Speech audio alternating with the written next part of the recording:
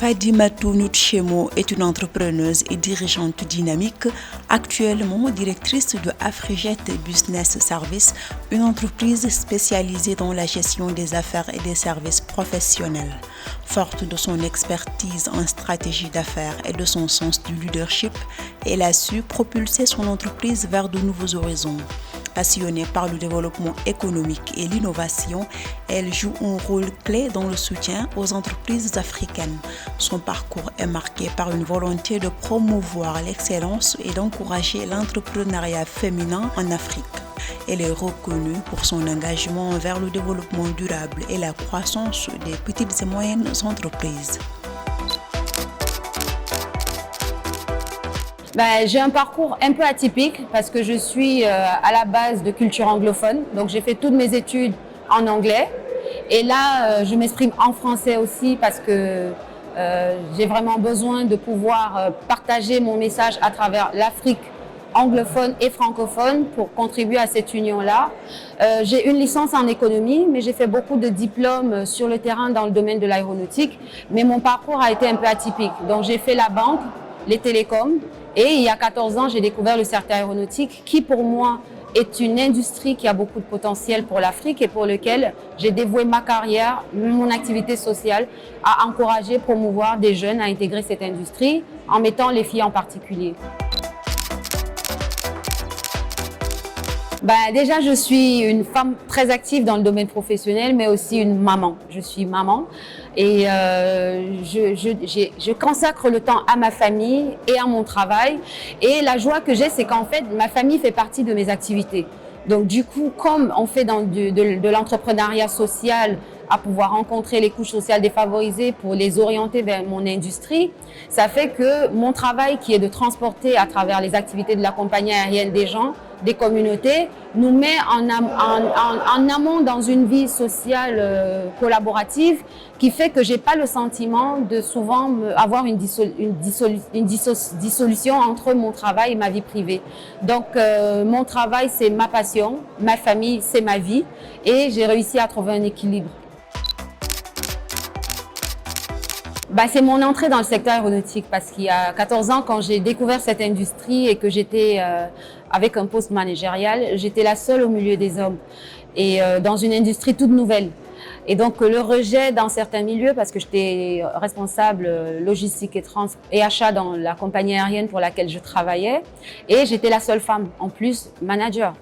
Et pouvoir m'imposer, collaborer et définir, parce qu'à la base je suis pas ingénieure en aéronautique, l'acceptation n'était pas facile, mais j'ai persisté, je me suis réorientée, je me suis formée sur le tas et j'ai aussi fait des certifications qui aujourd'hui me donnent l'aisance et la capacité de pouvoir parler de cette industrie avec toute fierté. Déjà, pour le continent africain, être une femme, c'est une difficulté. Parce que mon industrie particulièrement est dominée par le genre masculin. Mais il y a une acceptation parce que depuis 10 ans, je parle d'inclusion et l'industrie dans sa généralité a lancé des initiatives d'inclusion, de la diversité. Il y a aussi des associations telles qu'Air Emploi qui est un partenaire qui est à fond dans la féminisation des métiers de l'aéronautique. Mais en tant que femme, c'est compliqué. Faire connaître, faire entendre votre voix, amener les gens à vous écouter, à vous suivre. Et vous savez que concilier vie professionnelle et vie privée, parfois il y a des obligations qui ne vous permettent pas d'être partout.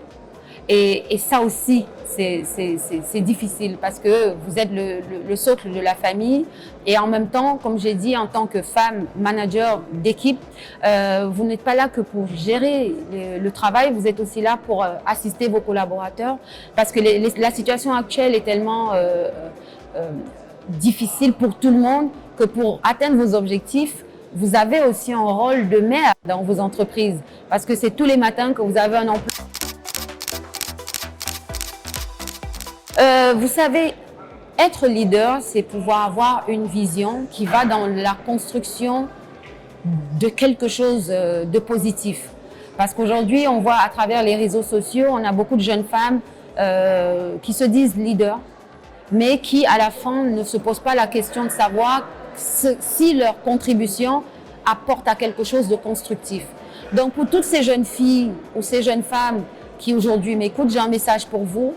Identifiez des problèmes qui sont dans vos maisons, dans vos communautés, dans vos quartiers pour lesquels vous avez la capacité de pouvoir trouver des solutions. Et là, ça sera le début de votre leadership.